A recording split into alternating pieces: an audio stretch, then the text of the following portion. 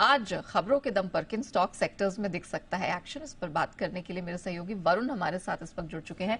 Varun, morning, आज के महत्वपूर्ण ट्रिगर्स कौन से रहेंगे और खबरों के दम पर कहाँ एक्शन है? मॉर्निंग नेहा, तो ट्रिगर्स तो कम है लेकिन खबरें बहुत ज्यादा है। Okay. और खासकर अगर आप देखेंगे तो जो क्वार्टरली अपडेट कंपनियों ने दिए हैं उसका इम्पैक्ट अब आपको देखना शुरू हो जाएगा। सबसे पहले ट्रिगर बता देता हूं तो डीएफएम फूड्स आज से डिलीश हो जाएगी ये कंपनी, तो यहाँ पे नजर रखेगा। इसके अलावा एग्जिट रिकॉर्ड डेट है। पीएनबी हाउसिंग जो राइट इश्यूज है उसकी आज एग्जिट रिकॉर्ड डेट है, तो यहाँ पे नजर रखेगा। आईपीओ जो एवलॉन टेक का खुला हुआ है, अभी तक केवल 3% के आसपास का सब्सक्रिप्शन जो है इसको मिला है। रिटेल 16% बढ़ा है। एनआई अगर आप देखेंगे तो 1% के आसपास वो बढ़ा है। 6 तारीख को ये बंद होने वाला है।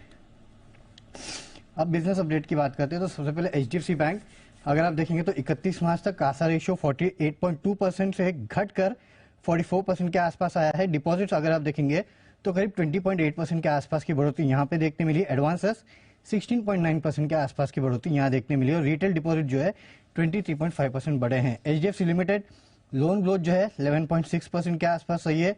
ग्रॉस डिविडेंड इनकम जो है 207 करोड़ के आसपास सही है। इंडसइंड बैंक मार्च में नेट एडवांसेस जो है उसमें 21% के आसपास की बढ़ोतरी हुई है। डिपॉजिट्स 15% बढ़े हैं। कासा रेशियो बढ़ के आया है 42% पे आ चुका है quarter on quarter. Bajaj finance customer franchisee जो है 20% की बढ़ोतरी वहां है। नए लोन्स में 20% के आसपास की बढ़ोतरी और अब तक का ये सबसे बड़ा नंबर है। इसके अलावा कुल एयूएम जो है उसमें 29% के आसपास की बढ़ोतरी हुई है।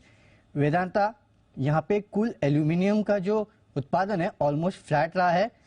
लांजीगर प्रोडक्शन जो है उसमें 18% के आसपास की कमी आई है।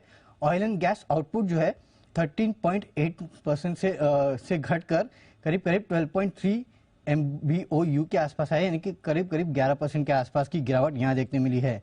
हिंदुस्तान जिंक Q4 में माइन मेटल उत्पादन जो है उसमें 2% के आसपास की बढ़ोतरी देखने मिली है। इसके अलावा एक खबर भी आई है, कुछ न्यूज़पेपर रिपोर्ट ये सजेस्ट कर रही है कि वेदांता में जो ग्लोबल जिंक कारोबार को खरीदने की बातें चल रही थी, डील हो सकता है कि वो डील रद्द हो, क्योंकि सरकार की तरफ से काफी अपोजिशन जो है, विरोध जो है वो आ रहा है। तो देखना पड़ेगा इसका क्या इम्पैक्ट होता है। आईएक्स मार्च में 12% के आसपास ओवरऑल वॉल्यूम जो है उसमें बढ़ोतरी हुई है। हालांकि Q4 में वॉल्यूम जो है 7% के आसपास की बढ़ोतरी वहां हुई है। कीमतें अगर आप देखेंगे तो मंथ ऑन मंथ 23% के आसपास की गिरावट देखने मिली है। साल दशा अगर आप देखेंगे पूरे FY23 में तो करीब 35% के आसपास की बढ़ोतरी हुई है।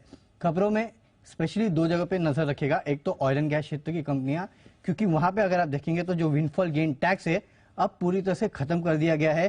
खासकर क्रूड पेट्रोलियम पे, डीजल पे अगर आप देखेंगे तो इसको आधा किया गया है। और ब्रिटानिया अंतरिम डिविडेंड का ऐलान किया है। करीब 72 रुपए प्रति शेयर के आसपास का अंतरिम डिविडेंड जो है उसका ऐलान किया है। 13 अप्रैल को इसकी रिकॉर्ड डेट जो है वो तय हुई है। चलिए, तो ये वो खबरें हैं जिनके दम पर हम इन चुनिंदा स्टॉक्स में, सेक्टर्स में एक्शन देखेंगे। बहुत सारी खबरें वरुण आपके लिए लेकर आए हैं, तो आज कमाई का मौका इंडिविजुअल स्टॉक्स में आपको बेहतरीन मिल सकता है। थैंक यू वरुण, वो पूरी डिटेल दर्शकों के सामने रखने के लिए।